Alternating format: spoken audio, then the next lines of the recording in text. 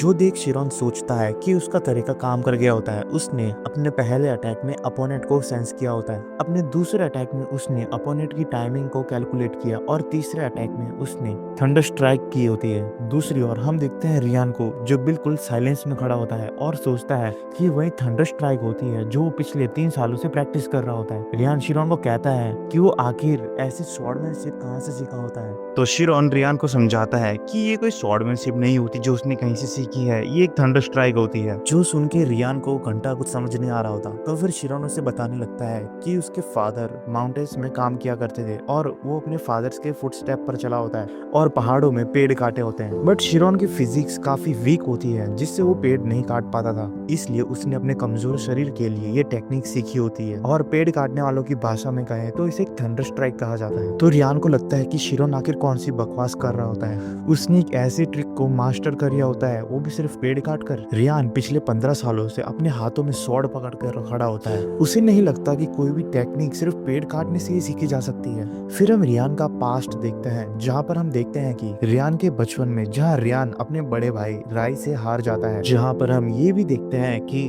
रियान के जो फादर होते हैं वो राय की काफी तारीफ कर रहे होते हैं, ये कहते हुए कि वो अपने बाकी भाइयों और बहनों से काफी ज्यादा एडवांस हो चुका होता है। रियान के फादर अपने बेटे राय से इतने खुश होते हैं कि वो उसे एक जश्न की ये तरह मनाना चाहते हैं और वो इसके लिए ग्रैंड सेलिब्रेशन रखते हैं। मगर ये सब चीजें होते देख रियान को बिल्कुल भी अच्छा नहीं लग रहा होता। हम साफ साफ देख सकते हैं कि रियान इन सब चीजों से काफी परेशान हो चुका होता है और वो मनी मन सोचता है कि आखिर क्यों वो अपने भाई राय की बराबरी नहीं कर सकता।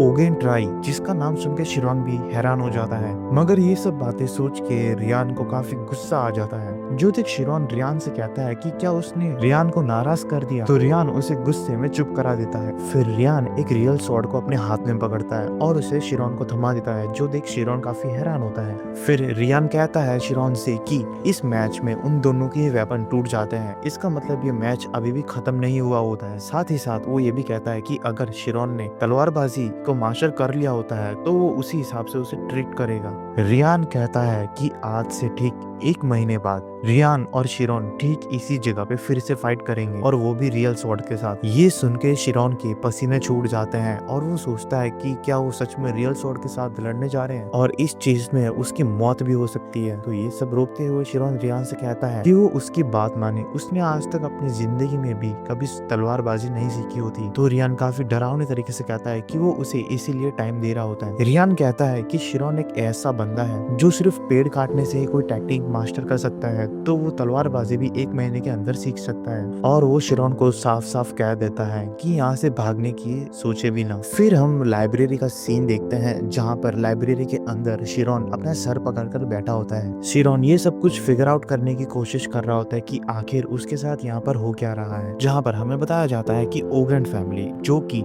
अपने ब्लू और ब्लैक हेयर की वजह से जानी जाती है। फिर हम देखते हैं द पैट्रियार्च को, यानी कि द ओगेंट फैमिली के मालिक को, जिनका नाम होता है ओगेंट बिशॉप, जिनके बालों का रंग काला कलर होता है, जिनके 3 बेटे और एक बेटी होती हैं, जिनमें से सबसे बड़ा बेटा, जिसके भी बाल काले होते हैं, वो एक ऑफिशियल 6th रैंक स्वॉर्डमैन होता है। दूसरी ओर हम देखते हैं घर की सबसे बड़ी बेटी को, जिसके बालों का रंग भी ब्लू होता है। उसके पास भी काफी टैलेंट होता है जो कि एक्सेप्शनल होता है, बट उसने स्वॉर्ड के ऊपर म्यूजिक को चूज किया होता है और वो इस पैलेस में करंटली एक पियानिस्ट के तौर पर काम कर रही होती है। फिर आते हैं घर के दूसरे बेटे, जिनका नाम होता है ओगेंट राय, जिनके बालों का रंग भी काला होता है। वो भी एक काफी ज्यादा बड़े जीनियस होते हैं। फिर आता है रियान, जो अपने भाइयों और बहनों से काफी अलग होता है, जिसके सभी भाई असाधारण यानी कि काफी प्रतिभाशाली होते हैं। एक बटलर कहता है कि उसका टीचर इतना एक्सक्लूसिव होने के बाद भी वो काफी अनटैलेंटेड होता है और उसकी फैमिली में हर कोई ये बात को जरूर जानता है। वहीं हम शिरोन को देखते हैं, जो ये सब कुछ सोच सोच कर परेशान हो रहा होता है कि उसने अपने ही पैर पर कुल्हाड़ी मार ली होती है। उसे रियान को अपने आप को हिट करने देना चाहिए था। शिरोन ने एक ऐसे पर्सन की प्राइड को हर्ट किया होता है जिसकी तुलना उसके महान भाइयों और बहनों से होती आ रही है। सभी नॉवेल्स को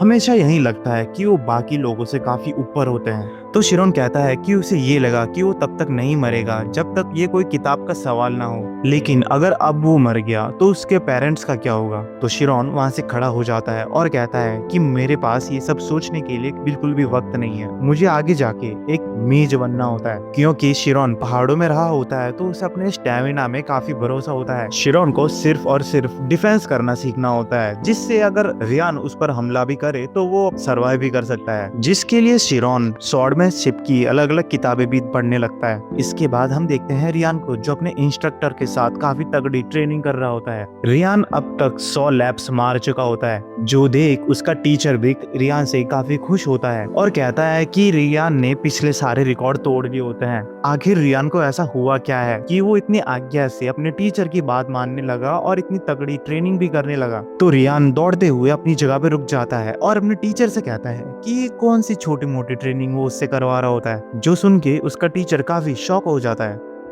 तो रियान अपने टीचर से कहता है कि उसके पैरों में अभी भी जान बाकी होती है, क्या उसके टीचर के पास इससे भी ज्यादा हार्ड ट्रेनिंग नहीं होती। तो रियान का टीचर रियान से भी पूछता है कि आखिर मैटर क्या है। तो रियान भी कहता है कुछ खास नहीं। तो टीचर रियान से कहता है कि क्या फिर से राय की कोई बात है, क्या राय ने फिर से कोई न्यू टेक्निक सीखी होती है। वैसे भी हाल ही में राय ने अपनी स्कीमा टेक्निक को अनलॉक किया होता है। पर टीचर फिर भी रियान से कहता है कि ठीक है, मैं तुम्हें और भी हार्ड ट्रेनिंग दूंगा, पर अगर तुम कहीं मर वर जाओ तो मुझे ब्लेम मत करना। और वो उससे कहता है कि जैसा तुम कर रहे हो उसको चालू रखो। फिर हमें स्कीमा टेक्निक के बारे में बताया जाता है। स्कीमा यानी कि एक वर्चुअल बॉडी, जो कि एक स्केमेटिक डायग्राम होता है एक ह्यूमन बॉडी का। जो भी जादूगर होते हैं यानी कि मेज, उनके पास स्पिरिट जोन होता है, और दूसरी ओर जो भी स्वॉर्डमैन होते हैं उनके पास स्कीमा होता है। हर किसी इंसान के पास उनकी फिजिकल बॉडी की इमेज होती ही है, लेकिन स्कीमा उस चीज को एक एक्सट्रीम लेवल तक ले जा सकता है। जो भी इंसान स्कीमा टेक्निक को मास्टर करता है वो अपनी बॉडी को परफेक्टली कंट्रोल कर सकता है और अपनी बॉडी का हर एक सेल भी कंट्रोल कर सकता है। जहाँ शिरोन भी स्कीमा के बारे में पढ़ रहा होता है और वो ये सोचता है कि ये तो बिल्कुल स्पिरिट जोन का उल्टा होता है। उसे एक बार स्कीमा टेक्निक को ट्राई करना होता है, जिसके लिए शिरोन को सबसे पहले अपने आप को फील करना होता है। पहले पड़ाव में शिरोन को बिल्कुल ही स्पिरिट जोन जैसा लगता है, और स्पिरिट जोन के लिए शिरोन को सबसे पहले अपने आप को मिटाना होगा। पर स्कीमा के लिए उसे अपनी बॉडी की एग्जिस्टेंस के अंदर जाना होगा। एक बार शिरोन को सिर्फ अपने सामने से ये काला पर्दा हटाना होता है।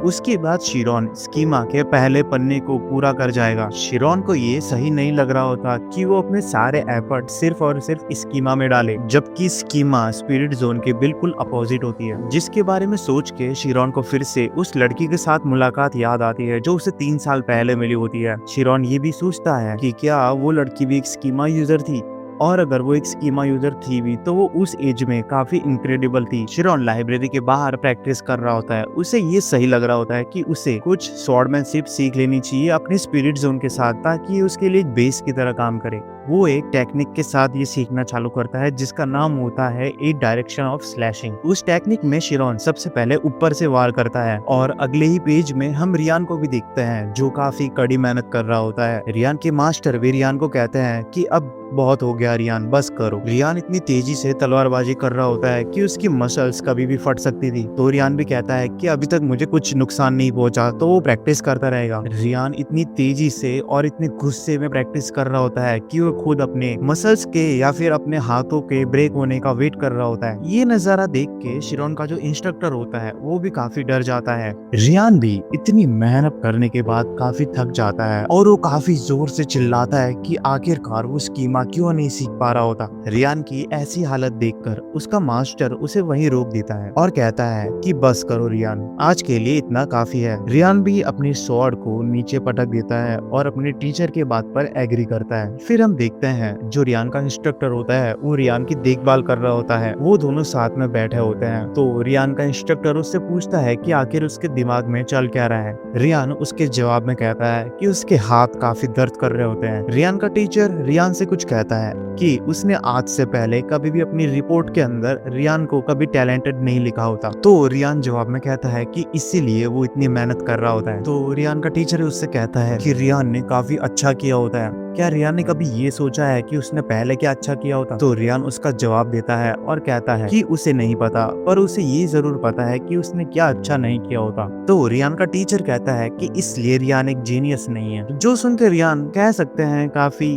शर्मा जाता है और कहता है कि उसे ये बात पहले से पता है। जो भी जीनियस होता है उन्हें ये पहले से पता होता है कि वो जीनियस है और वो जो भी काम करते हैं अच्छे से करते हैं, और इसीलिए जीनियस जिस भी चीज में अपने एफर्ट डालते हैं वो अपने 100% कॉन्फिडेंस के साथ डालते हैं कि उन्होंने ये सही किया। इसलिए एक ऐसी चीज जिससे जीनियस भी डरते हैं, वो चीज किसी चीज को पाने के लिए हार्ड वर्क, जो चीज कभी पाई नहीं जा सकती, एक उभरती हुई इच्छा शक्ति जो ऐसी चीजों को पाने के लिए चैलेंज करती है जो कभी पाई भी नहीं जा सकती, और यही हर एक जीनियस का नेचुरल एनिमी होता है। ये सुन के रियान भी कहता है कि ये सबसे अच्छी चीज होती है जो उसने आज तक इतने सारे कंफर्टिंग वर्ड में सुनी होती है। साथ ही वो कहता है कि टैलेंट जो कि उससे शुरुआत से ही नहीं मिला होता, पर फिर भी अगर उसे जो चीज चाहिए वो उसके लिए कमर कस के उसके लिए काम जरूर करेगा। हमें दोनों ही और की सिचुएशन दिखाई जाती है जहां हम देखते हैं रियान को और शिरोन को जो जीतने की लगन के साथ मेहनत कर रहे होते हैं।